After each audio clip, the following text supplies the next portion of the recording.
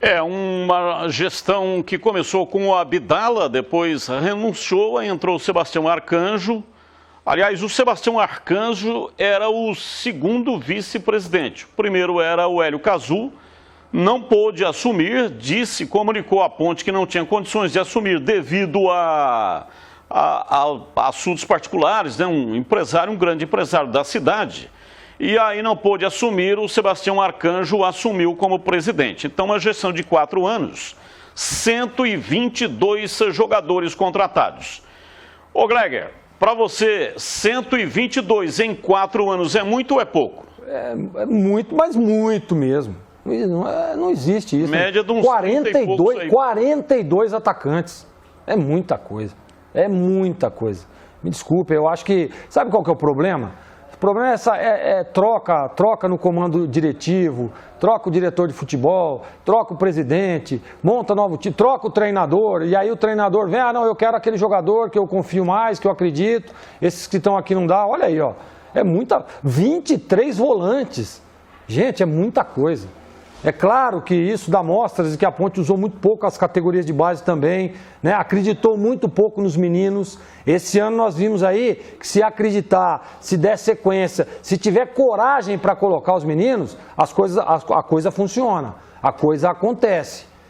Precisa realmente de estruturar a categoria de base, colocar bons profissionais para não acontecer isso aí, ó. Pelo amor de Deus, pô. 122 jogadores em 4 anos.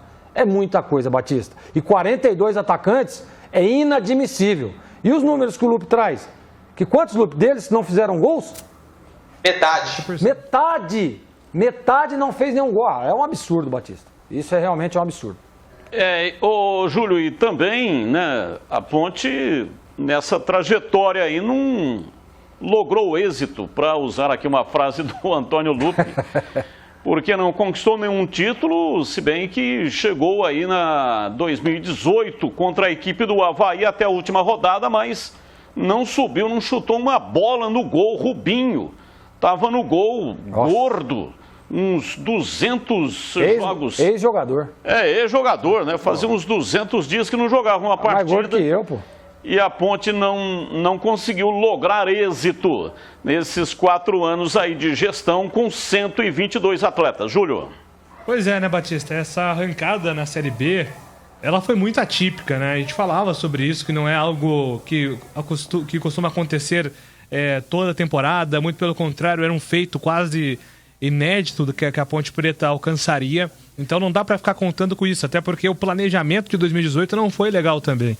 Eu estava aqui dando uma olhada nos números que o Lupe passou.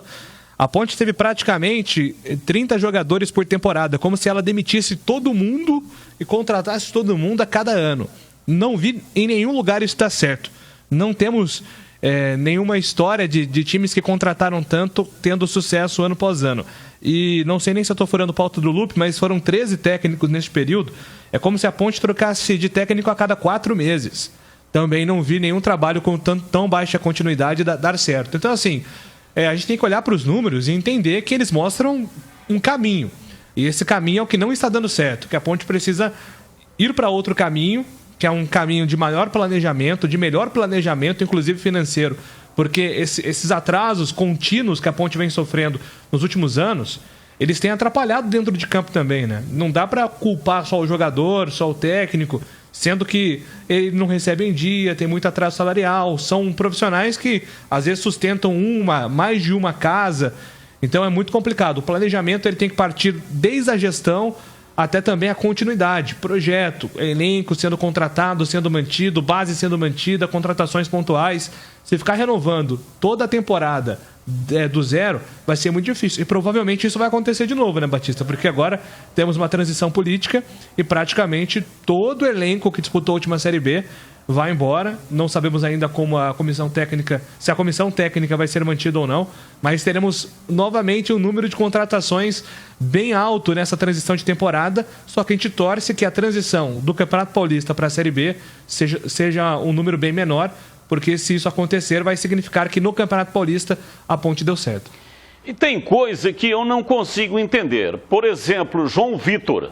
A Ponte contratou João Vitor, O João Vitor ficou aí o tempo inteiro, não teve 1 minuto sequer em campo. E aí ele saiu da Ponte, foi dispensado pela Ponte e foi para o Ituano. Subiu com o Ituano, foi campeão da Série C com o Ituano. E foi vice-artilheiro do Ituano na Série C. Fazendo gols importantes. Fazendo gols em partidas importantes, ganhando jogos para a equipe do Ituano. Exatamente.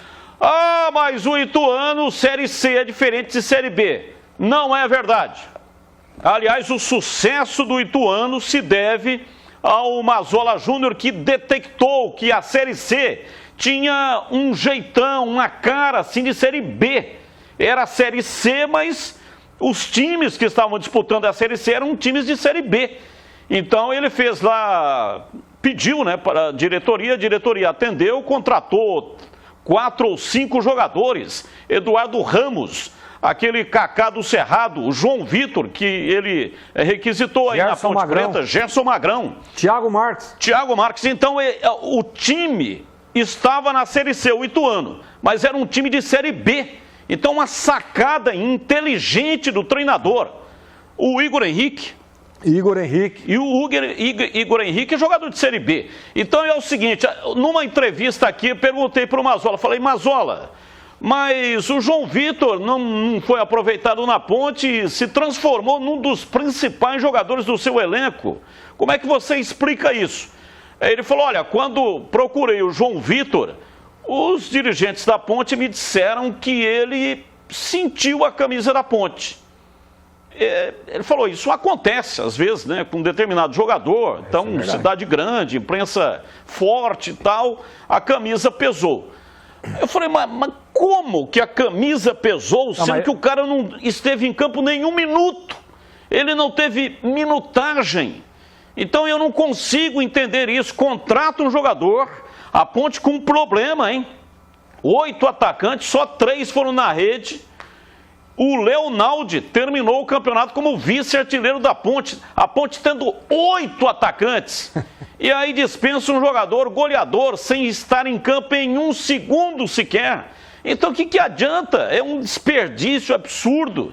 Descobre o jogador, traz o jogador e o técnico não escala. E assim, olha, essa questão aí, citada que o jogador às vezes sente, pesa a camisa, isso realmente existe, tá? Isso aí tem jogador que às vezes não consegue trabalhar na pressão. Mas, poxa vida, o time do Ituano, a cobrança lá é forte também, viu? Cobrança lá é forte, porque os caras têm bom investimento, dá estrutura, tem um planejamento maravilhoso, né? A cobrança lá também é forte. E aí os caras dispensam o João Vitor e contratam o Richard, né, o Batista? E o Richard, infelizmente, com todo respeito, é um bom profissional, tomara que ele se dê bem em outros lugares, mas aqui as coisas não aconteceram positivamente. Erros, né? Por exemplo, o João Brigatti era técnico da Ponte, a Ponte estava na 3ª colocação, ano passado. E aí, dando indicativo de que faria um campeonato brigando pela ponta de cima. E aí, não, temos que mudar, porque o time não está jogando bem. O time da Ponte tem que jogar melhor do que está jogando. Ah, mas está na 3ª colocação. Ah, mas está na 3ª colocação, mas não vai permanecer lá. Mas como você sabe que não vai permanecer lá? Não, tem que trazer um técnico mais gabaritado. Experiente. Traz Marcelo Oliveira. Fiasco total. Se tivesse deixado lá o João Brigatti, muito provavelmente a Ponte teria feito um campeonato muito melhor. Então, erros absurdos que podem dar o norte para a Ponte não cometê-los novamente. Valeu, Lupe, um abraço aí, muito obrigado, hein? Ô Batistas, rapidinho, você só falou que 3 atacantes marcaram durante a série. Na verdade, foram 4. Moisés, Rodrigão, o João Veras e Josiel, o Cruel.